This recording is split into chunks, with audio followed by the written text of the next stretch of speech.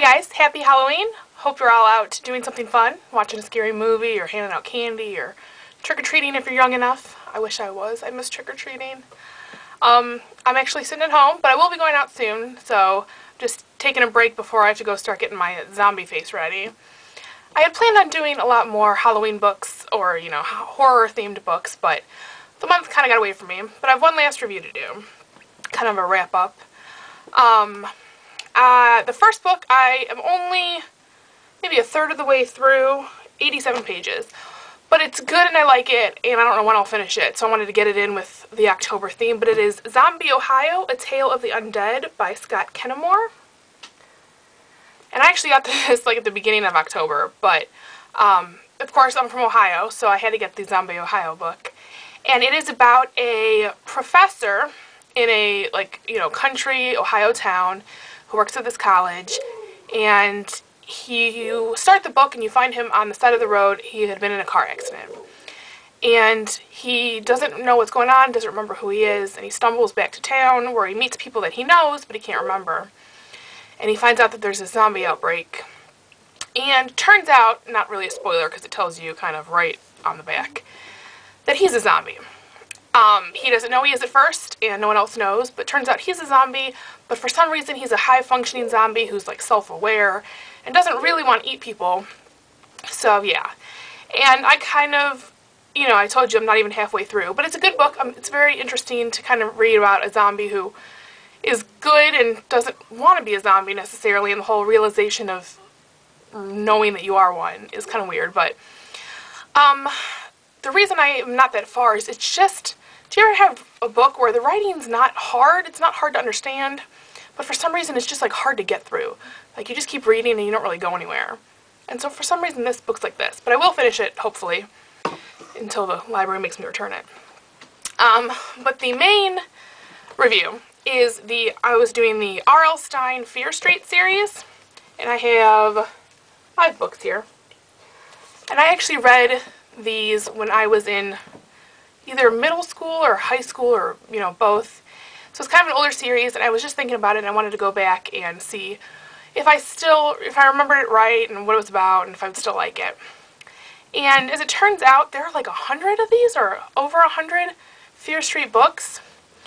And it spanned from like the late 80s, I think, to like 2000. And it's not a series where you have to read each one to know what's going on. It's just all revolves around the same town called, is it Shadyside, I think? And here, I'll read you the little Fear Street thing. It says, "Did you know that the sun never shines on the old mansions of Fear Street? No birds chirp in the Fear Street woods, and at night eerie moans and howls rise through the tangled trees." So it's about, Shadyside, and mainly the high school, Shadyside High. And in this town, there's a street called Fear Street, and there's woods and some like abandoned mansions. And all the books kind of revolve around Fear Street and how bad things happen. Some of the books are paranormal or supernatural, some are just killers and stuff like that. But they're really simple books. Each one only took me like an hour or two to read. The stories are never that complex, but they're just fun. They're fun, they're a quick read if you're looking for something spooky. Some are definitely better than others. Some you can see the twist coming a mile away. Some actually keep you in suspense. But I'll just give you a quick run through of the 5 that I read so you can get an idea of what they're about. The first is The New Girl, and this is about a new girl who comes to Shadyside, and the main boy, I read these a while ago so I kind of forgot his name. Corey? Yeah, Corey. And the new girl's Anna, and the minute he sees her, he loves her, and he tries to meet her, but she's very mysterious, and when he calls her house, they keep saying she's dead. So, is she a ghost? Is she a person? You gotta find out. That one was just okay. This one is First Date, and this is about Chelsea, who just moves to Shadyside and meets these 2 guys. One seems real dangerous and kind of scary, and the other seems real nice. And one of them's trying to kill her, so you gotta figure out who. That one actually kept me, it wasn't my favorite, but I did keep wavering between who it was. So, it'll maybe surprise you. This one is Halloween Party. This one I liked because it's kind of a, well, it's about these kids who are invited to this Halloween party. And it's about this girl, the girl who invites them is like a real popular girl, and for some reason she only invites these 7, I think, people who aren't from the same group. They don't really hang out. No one knows why. It's just these people. And once they're in the house, people start to die. And so I like that kind of stuff, where the killer is someone in the house, but you don't know who, so you keep trying to figure it out. So this one was a good one, I liked. Then we have All Night Party, which is a group of friends are throwing their friend Cindy a surprise party on Fear Island. And once again, much like Halloween Party, once they get there, people start to die. And so, who's the killer? It's one of your friends, it's one of you. Yeah, so, same thing, pretty good. I did not know who the killer was in that one either. And then lastly, we have Switched, which is the first, I think, out of these that's, well, actually not. Okay, never mind. I don't want to tell you because I would have ruined it. I was going to say something wrong.